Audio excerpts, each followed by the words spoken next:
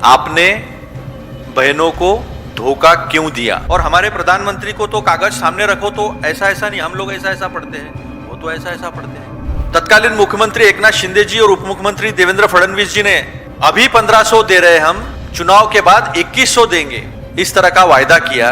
और जब फॉर्म आया तो जिसने मनचाहा फॉर्म भरने दिया, सबको उनके कार्यकर्ताओं ने सबसे फॉर्म भरवा लिए। तो आपने 1,80,000 महिलाओं को 65 साल के ऊपर है ये कारण देकर निकाल दिया। तो क्या आधार कार्ड पे जन्मतिथि थी नहीं? आप सभी को नमस्कार। जैसा कि आप जानते हैं, कभी कभी कैग का रिपोर्ट भी आजकल खबर बन जाता है। 2024 के बाद थोड़ी सी स्थितियां, परिस्थितियां बदलती हुई दिख रही है। वजह भी है क्योंकि देश की जनता को, खासकर हमारी माता बहनों को, महिलाओं को ये पता चल गया है कि जिन्होंने भगवान को धोखा दिया है उन्होंने बहनों को भी धोखा दिया है।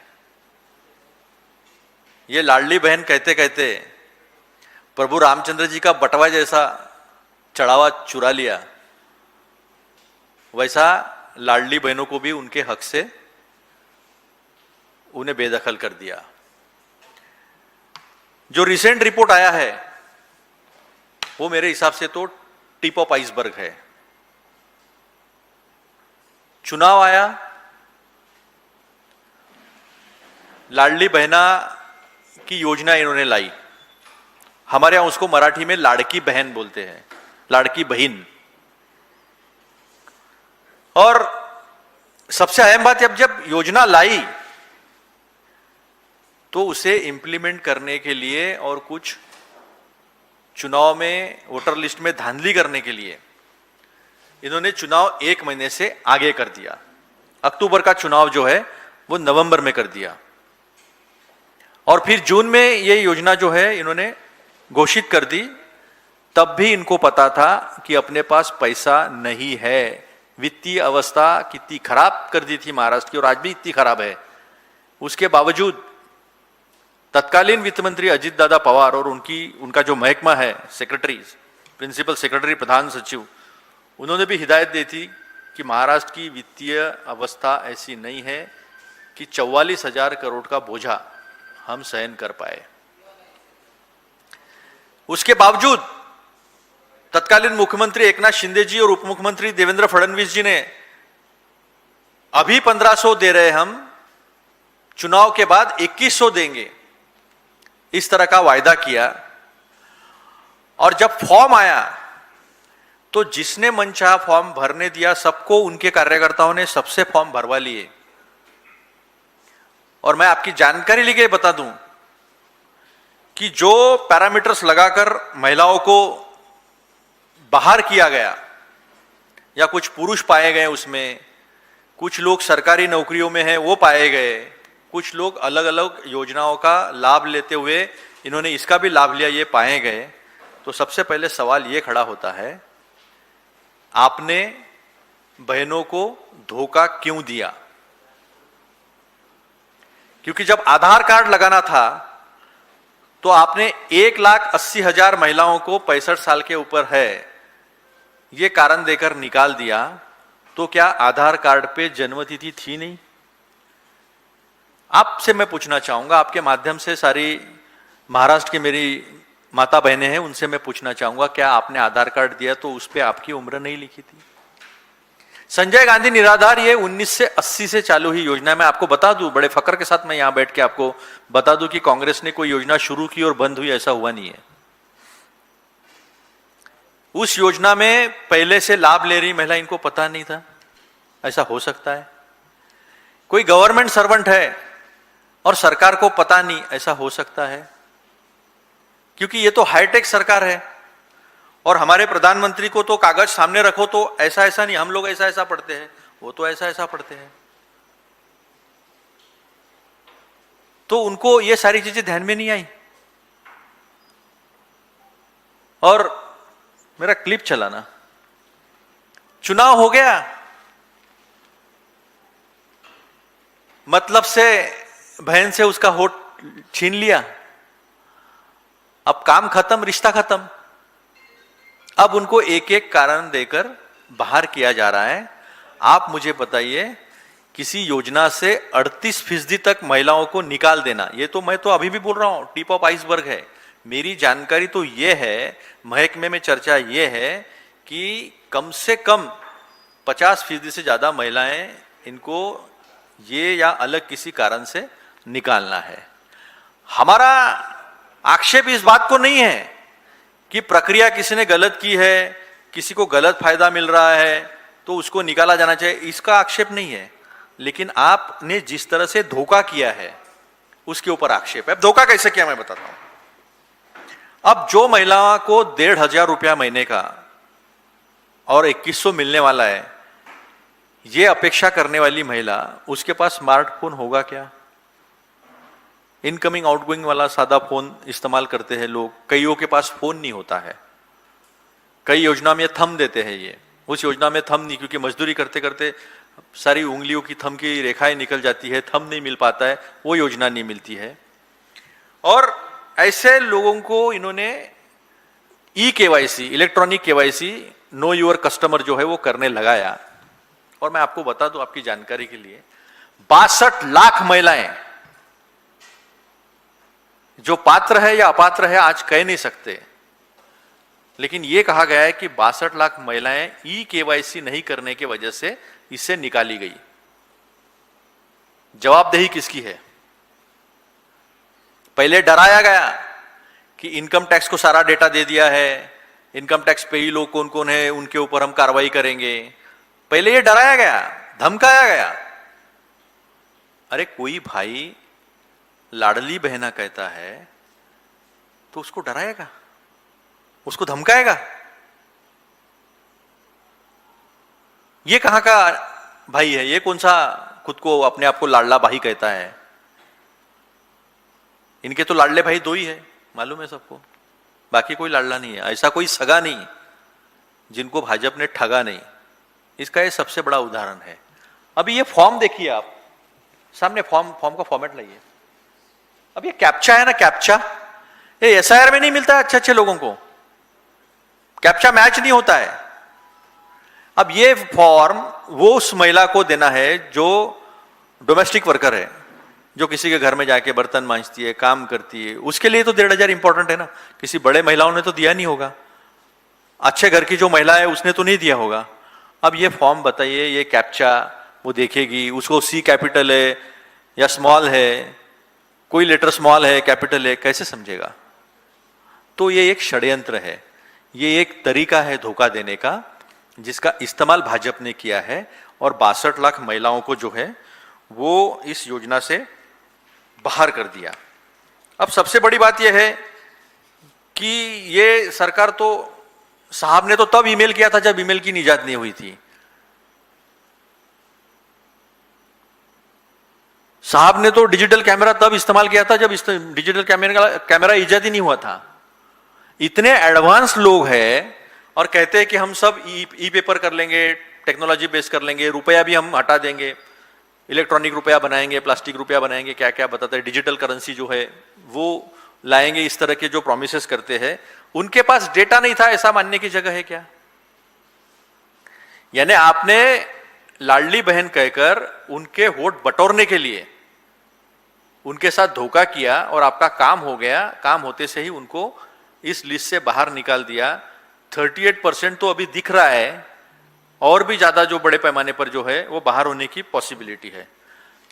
अब मुझे एक बात बताइए, मेरे साथ अगर अन्याय हुआ तो मुझे सरकार के किसी दफ्तर में तो जाना चाहिए ना। लाडली बहना का दफ्तर ही नहीं है। हमने जितनी योजनाएं लाई संजय गांधी निराधार से लेकर, हर एक का दफ्तर है, सिस्टम है, प्रोसीजर है। आजकल तो संजय गांधी निराधार की भी साइट बंद है महाराष्ट्र में, और वहां से लोगों को हटाना शुरू है, जोड़ना शुरू नहीं है।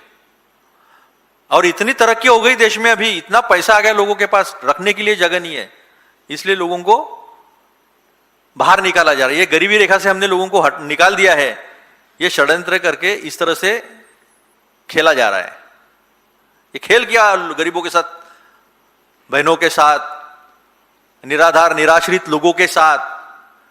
ये जो खेल जो है, ये खेल चल रहा है। और आज 62 लाख महिलाएं जो है वो बड़े पैमाने पर जो है वो फिर से निराश्रित हो गई है। संजय गांधी निराधार, राइट टू फूड, इसका अगर जोड़ दिया जाए तो सीधा सीधा गरीबों के पेट पर लात मारने का काम जो है, ये काम भाजपा की सरकार कर रही है। और ये डेटा कैग ने लाया है, और कैग के मार्फत सारी संस्थाएं तो उन्होंने गुलाम कर ली है। Each and every institution, constitutional institution, democratic institution has been subverted by this government. और कैग के माध्यम से ये बताना चाहते हैं कि इन्होंने सरकार से गलत फायदा उठाया। अब एक और तथ्य मैं आपके सामने रखना चाहता हूं कि ये कैसे गल्ला लूटते हैं। गल्ला लूटते हुए तो देखा ना हमने राम मंदिर में, भोलेनाथ के साथ, नौटियाल का मंदिर, बद्रीनाथ का मंदिर, केदारनाथ का मंदिर, धंधा बना के रखा है। धर्म को, आस्था को धंधा बनाकर लूटा जा रहा है देश के लोगों को। अभी मैं यहां पर आपको कुछ तथ्य आपके सामने रखना चाहता हूं। अभी उन्होंने 29,732 करोड़ रुपया जो है वो सैंक्शन हुआ था drawing and disbursing officers virtual personal deposit account में। लेकिन फाइनली इन्होंने जो खर्चा किया है वो खर्चा है 33,237 रुपया। तो जब आपका 29,693 करोड़ रुपया खर्च सैंक्शन हुआ था, आपने खर्चा किया 33,237 करोड़ रुपया, तो फिर 3,541 करोड़ रुपया कहां गया? ये कैग ने सवाल पूछा। इसका कोई जस्टिफिकेशन सरकार के पास नहीं था। इसका मतलब महिलाओं का बंटवा जो है, बहन का बंटवा जो है, इन्होंने लूट लिया। और जो 2100 रुपए की बात की थी, चलो आपने 1 करोड़ के आसपास लाडली बहनाओं को घर से बाहर कर दिया, उसकी राखी का अपमान कर दिया। रक्षाबंधन के दिन पैसे देते, राखी का अपमान कर दिया, भाई बहन के रिश्ते को बदनाम कर दिया। 2100 रुपए का वायदा उससे भी मुकर गए। तो हमारी सबसे पहले ये मांग है कि शिंदे जी और देवेंद्र फडणवीस जी सबके साथ धोखा करने के बाद, यानी ये 3,500 करोड़ में आधा मिसिंग लिंक बनता,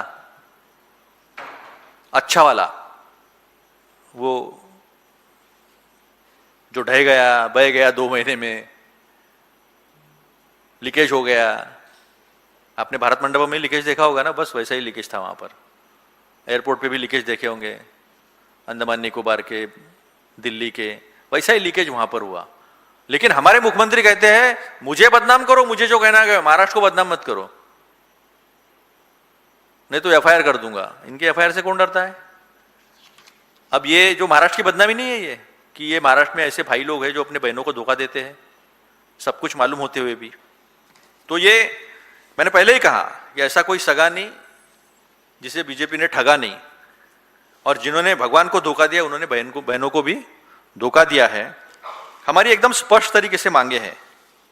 आपके माध्यम से मैं सरकार से ये दरखास्त करना चाहता हूं, ये जो लुटेरी सरकार है, इस लुटेरी सरकार से सीधे सीधे हम ये मांग करते हैं कि ये 62 लाख महिलाओं को आप सिस्टम लगाओ। आप एसआईआर के लिए सिस्टम लगाए ना, लोगों के नाम डिलीट करने के लिए, बैठे बैठे सब कुछ कर रहे हो ना, तो इनका ई-केवाईसी आप घर में जाकर, ये जो 62 लाख पात्र महिलाएं हैं उन्हें सबसे पहले उनका हक मिलना चाहिए। ये 62 लाख महिलाओं को इनका अधिकार जो है वो रिस्टोर करो। ये गलत किया है आपने, धोखा किया है। उनको 62 लाख महिलाओं को उनका पूरा पैसा जो है वो मिलना चाहिए। पुरुषों को कैसे लाभ मिला, अपात्र लोगों को कैसे लाभ मिला, क्या सिस्टम थी ये, क्या आदेश थे? कोई ब्यूरोक्रेसी सरकार के आदेश के बगैर कर नहीं सकती है। तो किसने आदेश दिए थे? क्या एकनाथ शिंदे जी ने आदेश दिए थे? क्या देवेंद्र फडणवीस जी ने आदेश दिए थे? या किसी के बीजेपी के सिस्टम से या शिवसेना एकनाथ शिंदे के सिस्टम से आदेश आए थे जो मांगता है उसको दे दो, बाद में देख लेंगे, उनके ऊपर कार्रवाई होनी चाहिए। हर बार छोटे लोगों को क्यों पकड़ते हो आप? जिसने आदेश दिया उसको पकड़ो ना। तो ये भी क्लियर होना चाहिए, ब्यूरोक्रेसी से इंक्वायरी करके ये बात भी जो है वो सामने आने चाहिए। यही हमारी जो है वो मुख्य मांग है। ये बार बार अगर धोखा करेंगे तो हम जनता में जाकर इनका असली मुखौटा जो है वो सामने लाए बगैर रहेंगे नहीं। इनको इनके किए का सजा भुगतनी पड़ेगी। पहले 62 लाख महिलाओं को उनका पैसा वापस दो, उनका EKYC खुद करो, खुद रजिस्टर करो, सिस्टम लगाओ। सिस्टम होती है, आपके पास पटवारी होते हैं, आपके पास ग्राम सेवक होते हैं, आपके पास पूरी सिस्टम होती है, आपके पास पूरा डेटा होता है, आधार कार्ड होता है। वो सारा रेस्टोर कर इन महिलाओं को पैसा दे और धोखाधड़ी करना बंद करें। और जो इसके लिए जिम्मेदार है उनके ऊपर जिम्मेदारी फिक्स कर उनको कानून के सामने खड़ा करें। ये हमारी मांग है। आपके सवाल?